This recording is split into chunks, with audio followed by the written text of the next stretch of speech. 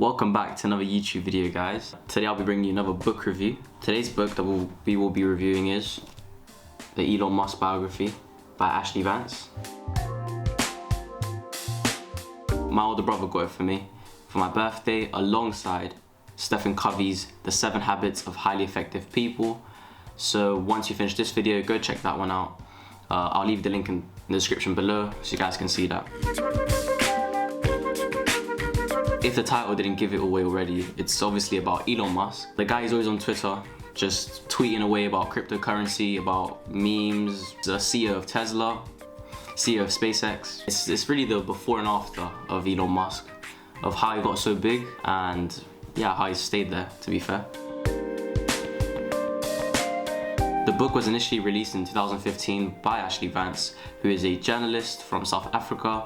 He's done some work for the Bloomberg Business Week, for the New York Times, and for this biography on Elon Musk, he set up a lot of interviews and spoke to ex-colleagues, friends of Elon Musk, and I think he got up to 30 hours of, downtime, sit down with Elon, and ask him some questions.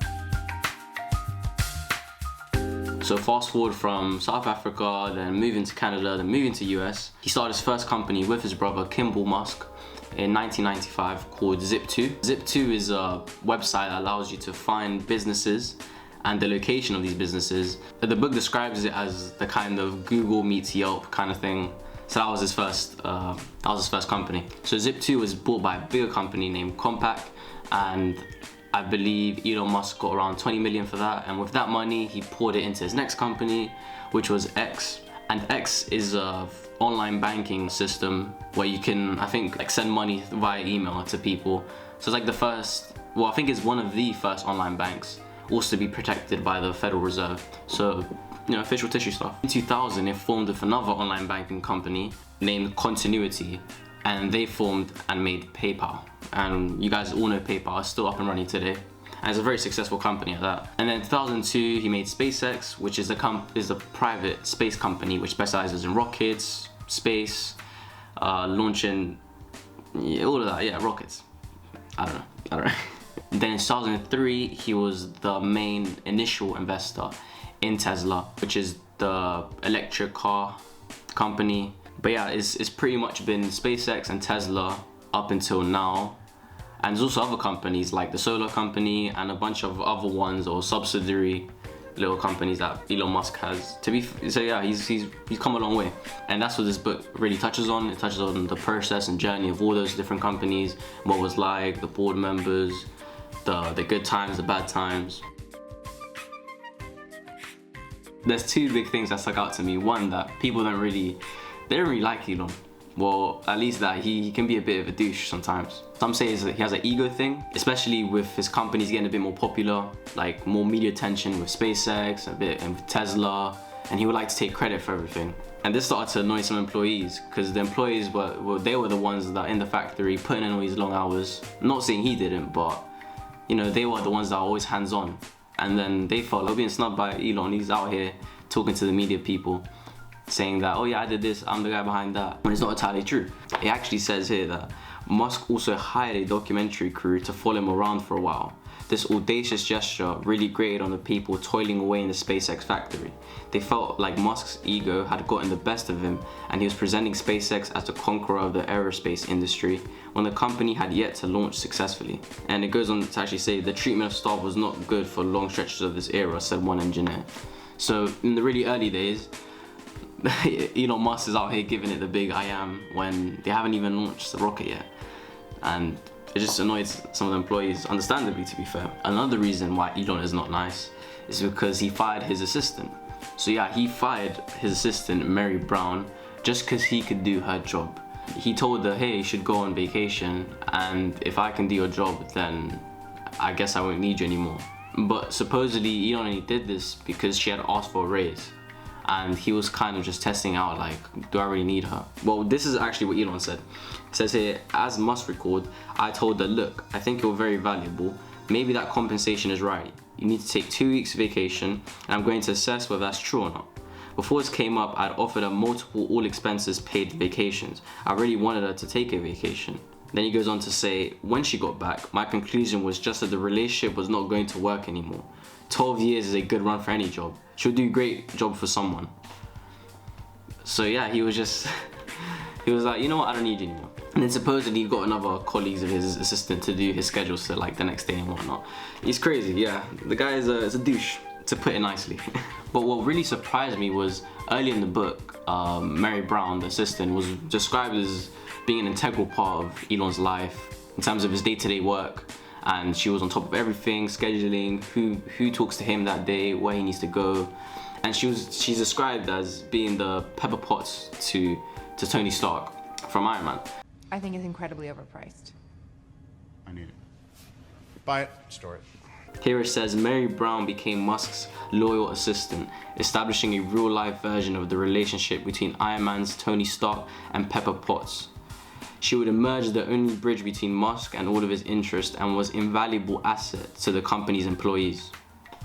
So she was loved, but not by Elon. So another reason in which Elon is not nice, so to say, was because he would set these very unrealistic deadlines and essentially overwork his employees a bit. And in the early days of SpaceX and Tesla, that was said to be one of the reasons why they had a lot of delays, because they were telling the media and promising investors and customers that, hey, we're gonna deliver this by this day, we're gonna launch the first rocket then, we're gonna deliver the first car, and it was just delays after delays. But it's because he was really pressing on getting it done quickly rather than taking the time to actually get it right. And the senior staff engineer of SpaceX actually had this to say: Elon has always been optimistic, but he can be downright liar about when things get done.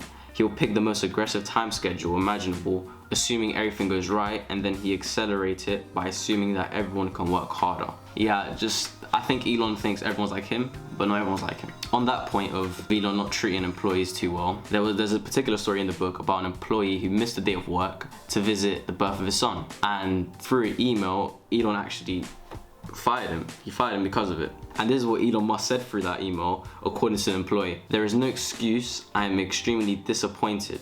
You need to figure out where your priorities are. We are changing the world and changing history, and you either commit or you don't. And if that's not enough, it actually goes on to say as well, Musk later told the same employee, I want you to think ahead and think so hard every day that your head hurts.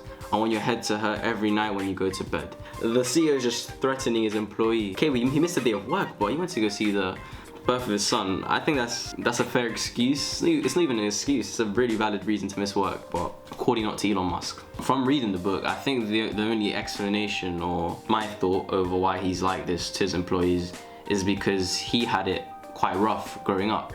In the beginning of the book, it talks about his life in South Africa, his school life, his family life, and Elon describes it as being a very tough time for him. So he must be dealing with a lot of trauma. I'm not sure if that's, psychologically impacted him to the way he behaves towards other employees, other people. But when he talked about his time at school when he was around the 8th, 9th grade, so that's like 13, 14, 15, he described one time he was just sitting down, minding his business, and then the bully kicked him in the back of the head, and he fell over a bunch of stairs, and he was unconscious for a bit.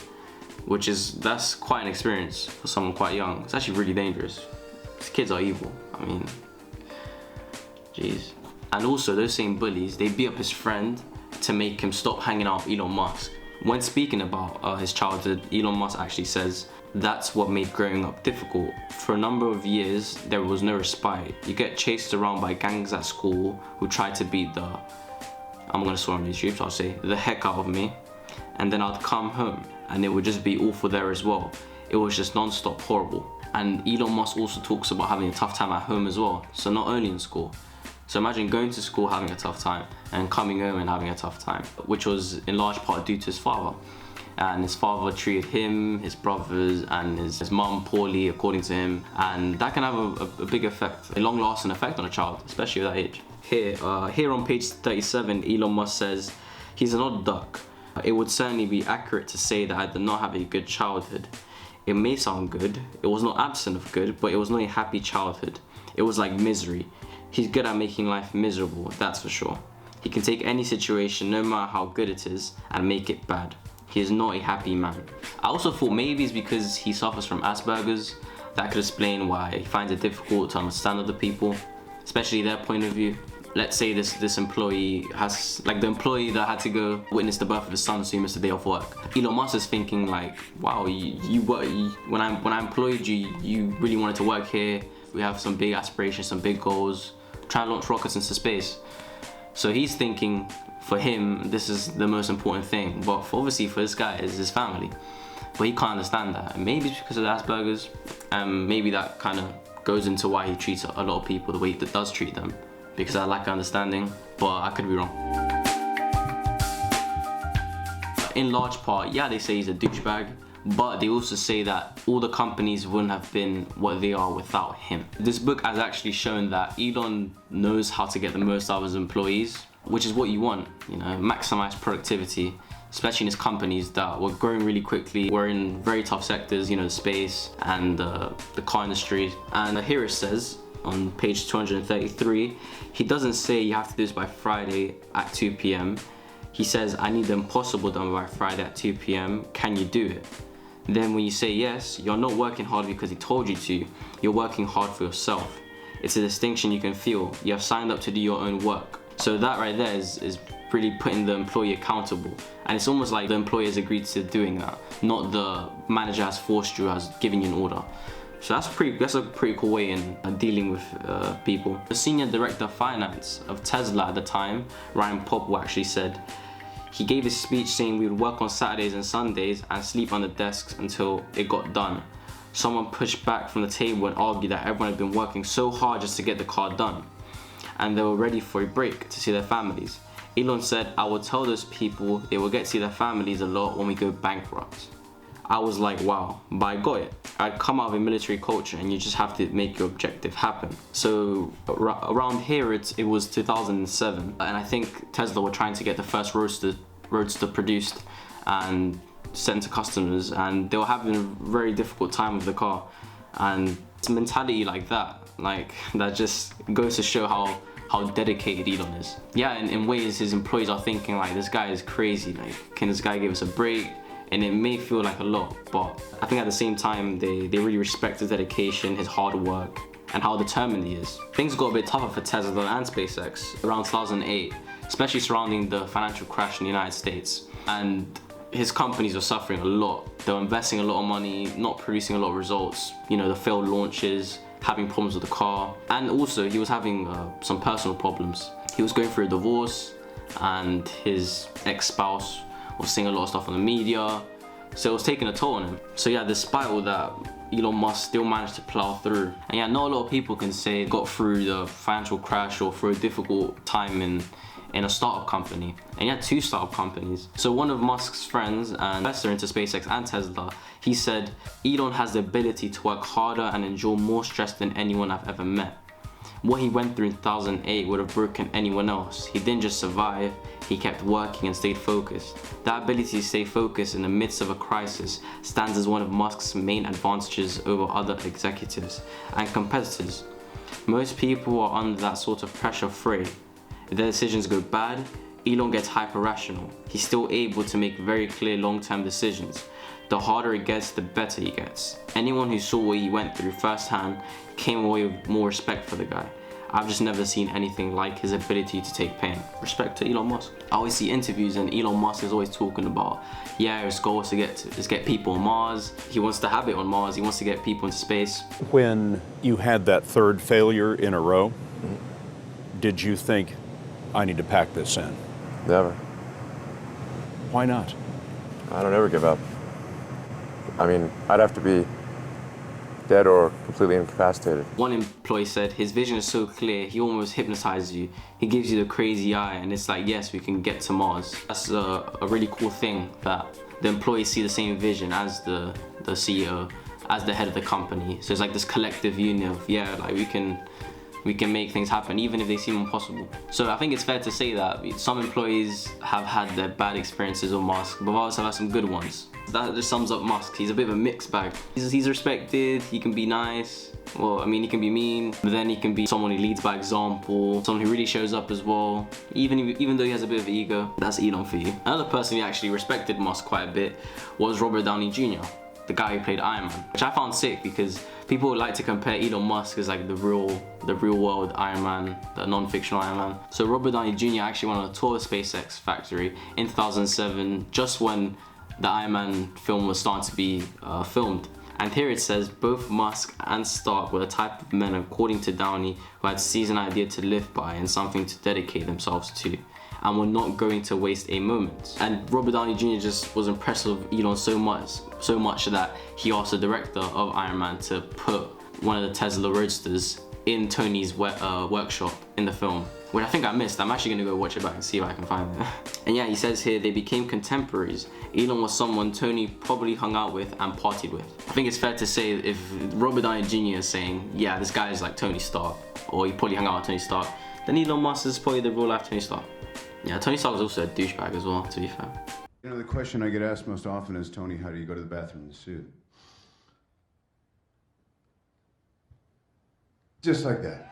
All in all, this book really touches on some things. Like, I didn't know about his childhood. I didn't know that he was head. But then again, I didn't know he was put in such high regard by a lot of people close to him, even his competitors. I know the Google CEO talks here, a bunch of people. There's much more about this book that I've not covered, which is why you should go and read it. You also learn a lot about rockets, a lot of jargon, a lot of in and outs, about cars, and yeah. That's it for this video, guys. Thank you for joining to this book review. If you liked it, leave a like, subscribe, comment. If you didn't like it, leave a like, subscribe, comment, and stay tuned for the next one, guys. Peace.